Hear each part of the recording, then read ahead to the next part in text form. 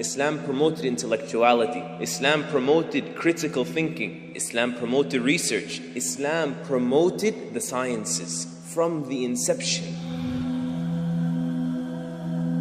Our deen, our religion began with what? Iqra, recite. Our deen came with Rabbi zidni ilma, oh my Lord, increase me in knowledge. It's in our Quran 1400 years ago. Our Prophet ﷺ said, whomever practices medicine without being known to be skillful in medicine, then he is liable here in court and there in the hereafter meaning. Meaning medicine is not a game. Go and study it, become known for it, become skilled in it, then practice it. Our Prophet ﷺ, he said, Allah did not send down a disease except that He sent down for it a cure. Whoever knows it, and whoever doesn't, doesn't. Meaning go look for it. So the likes of this is what spearheaded Islamic civilization, where their religion and their worldly life, they went hand in hand.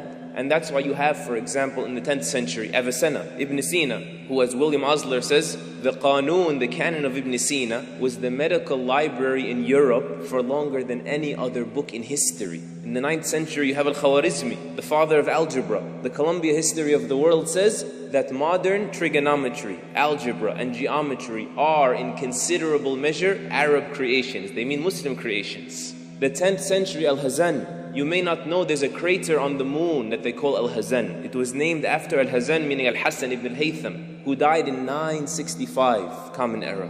Why was it named after him? Because of his contributions to optics and his discussions on luminosity. And he vanguarded, he started the discussions on the experimental method. 300 years later, 1295, Roger Bacon, who we learn in school as kids, is the father of the scientific method. He would quote and depend on and adore the writings of Al-Hassan ibn al-Haytham to be the father of the scientific method.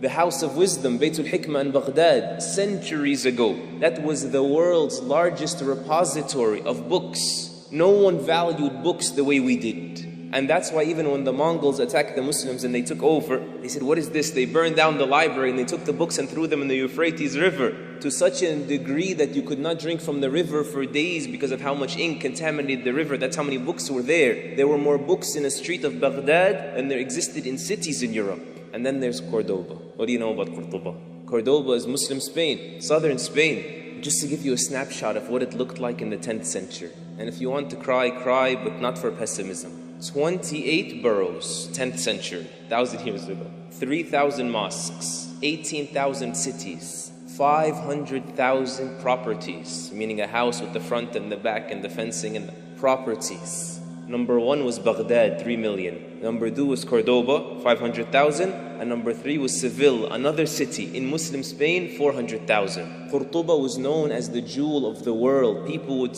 go there for vacation just to see the Union in Cordoba, to see the Grand Mosque in Cordoba, the Great Bridge of Cordoba, markets galore. Can you imagine markets for flowers, other entire markets for rare flowers, markets for fruits and vegetables, markets for rare animals, markets for all different kinds of paper, all of this, and then the streets. The streets of Cordoba, can you imagine this Islamic civilization in the 10th century was paved in stone. In Cordoba, the streets had street lights in the 10th century. You know, there's a famous letter, even speaking of the University of Cordoba and the Umayyad University as well, from the English king of the time to Hisham ibn Abdul Rahman, who was the governor of Cordoba at the time, asking him permission, the king, that his daughter and the members from the royal court can go study in the University of Cordoba.